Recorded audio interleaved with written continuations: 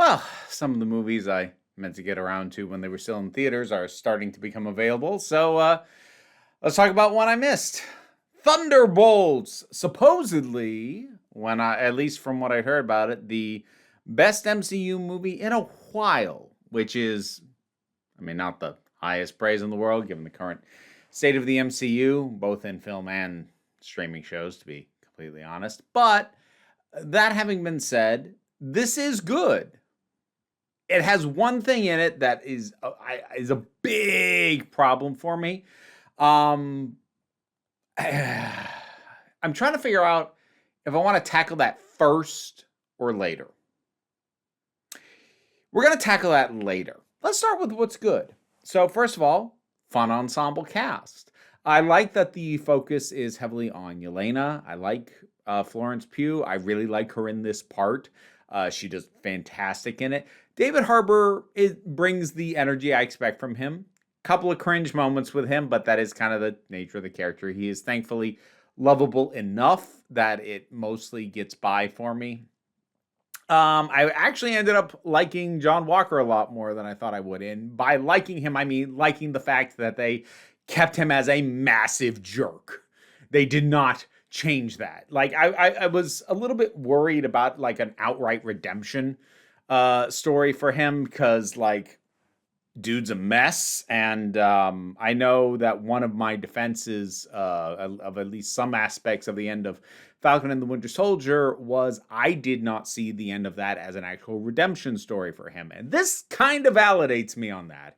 He is the same self-entitled jackass that he should be, to be completely honest. So he is a character who he especially, I think, possibly more than anybody else in this, needs to be part of a team because like having him as your solo hero, no, but he balances well in a mix.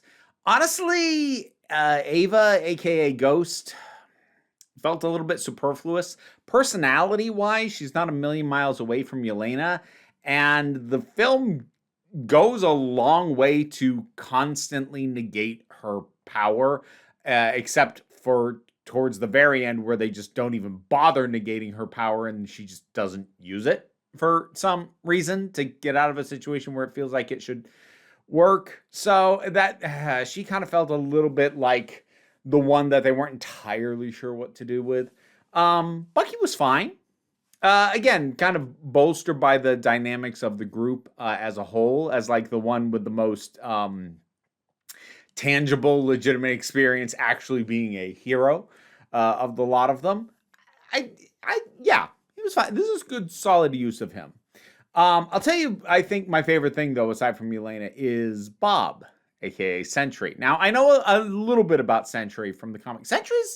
Sentry is a really interesting character with a really interesting history, and his introduction was a really neat concept.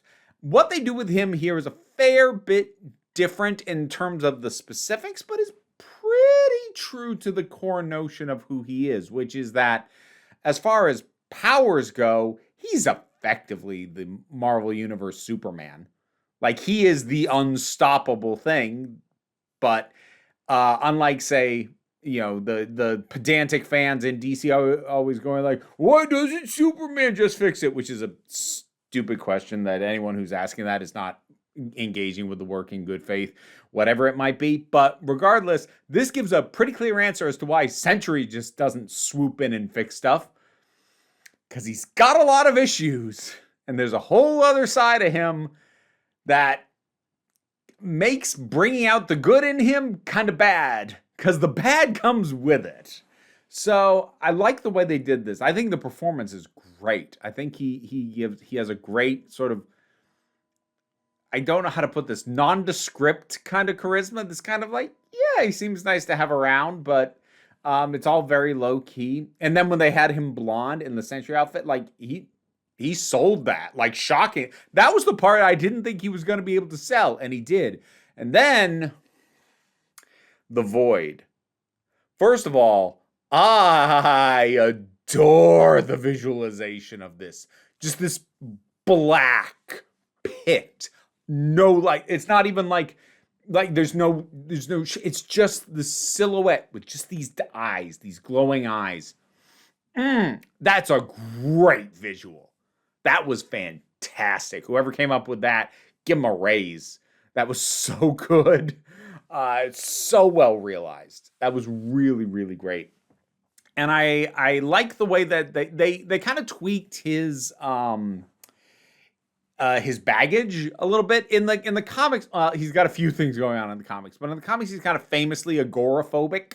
They don't seem to have that going on. They seem to be going for a bit more of a bipolar thing with him, the extreme highs, extreme lows sort of deal, which I don't think is any kind of betrayal to the character, because when I say this, I don't want to pretend like mental health issues are interchangeable. They're not. It's a different experience, whatever it is you have going on. But at the same time, the ultimate heart of Bob is someone who is struggling with their own mental health, who would like to help, but might not be in a position to be able to do that because he's still helping himself, or at least trying to. And I think that the heart of that is kept, even as sort of the specifics of his actual mental health concerns are a little bit different. I think that heart remains true to the concept of the character, and it comes together pretty well. Action scenes are good banter overall.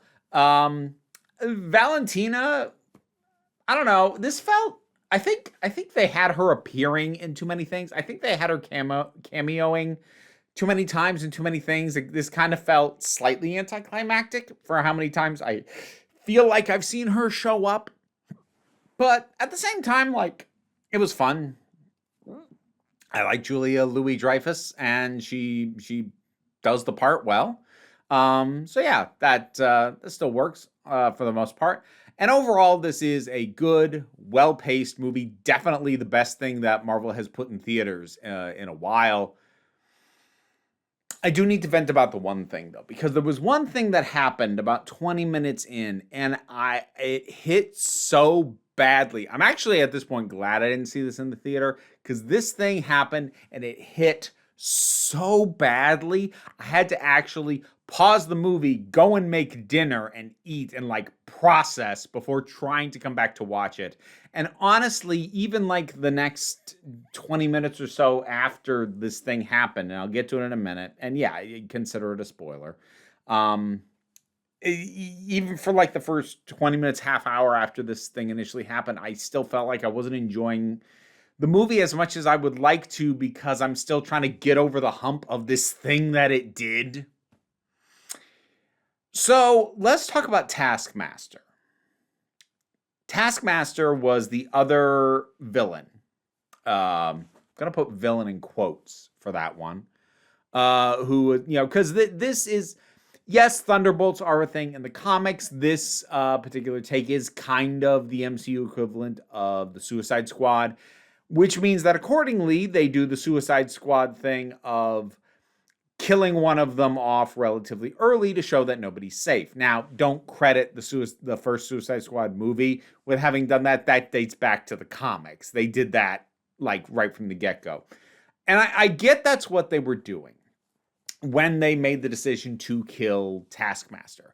And from a overall team balance perspective, both in terms of power and personalities, I also get taking out Taskmaster. Because, I mean, like, her own background is very similar to Yelena's, and odds are she was probably going to have a somewhat similar attitude to, well, both Yelena and Ava, or she was just going to be a somewhat more of a stoic badass, which, like, I'm not saying stoic badasses can't work, but they're not really built for teams a lot of the times. It's hard to make that work. And as far as her skill set does, she's just a really good fighter, which is basically what Yelena already is. And I guess John to a certain extent, but at least Walker also has the shield as a gimmick. And what did Taskmaster have? Well, she has a shield too.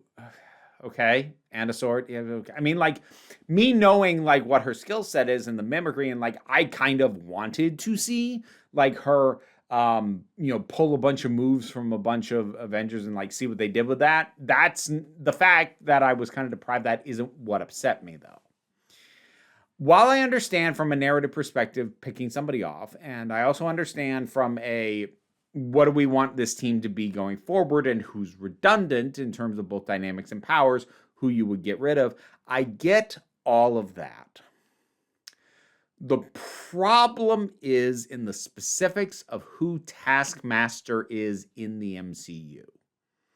Because who Taskmaster is in the MCU is pretty different from who Taskmaster is in the comics.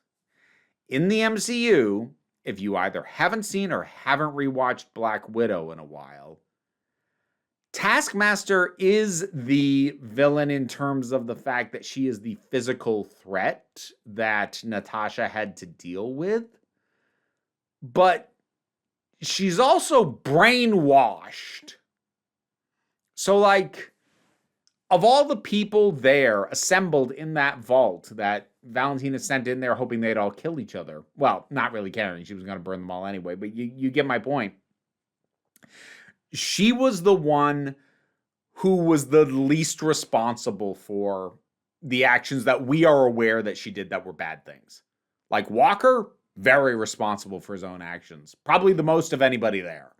And Yelena, like, yeah, she had a lot of conditioning, a lot of stuff, but you know what? So did Natasha. And Yelena's been working on that. Ava, you know, didn't really try and do evil in the abstract as Ghost, but also has been willing to hurt people. Those are choices she made. Taskmaster didn't really have a choice. And the fact that we haven't seen her since the Black Widow movie, we are just left to imply that after that, after us seeing her being brainwashed and having theoretically escaped from the brainwashing, she can't stop being in a life of violence, never escapes it, and then gets killed. Very, very unceremoniously.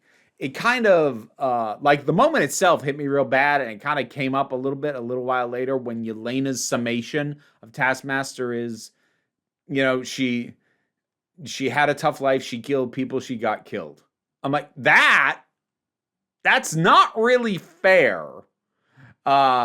I get that that's how they had to describe it, because if Yelena had said up front, she was brainwashed and not really responsible for her actions, but she had no other skill set, so she kept doing this and now she's dead, maybe that would bring attention to the fact that it was kind of messed up.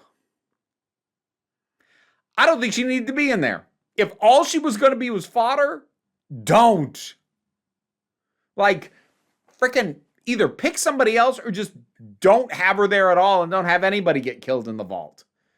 That moment didn't even, like, hit that hard because the movie moves on from it so freaking fast. Yeah, that sat so badly with me. And feels really out of step with the rest of the movie, which feels pretty mindful otherwise of like people's backgrounds and issues and the depths of the character. And it just treated this victim of brainwashing and torture as just a disposable thing to toss aside to make the point that the situation is dangerous. Don't do that.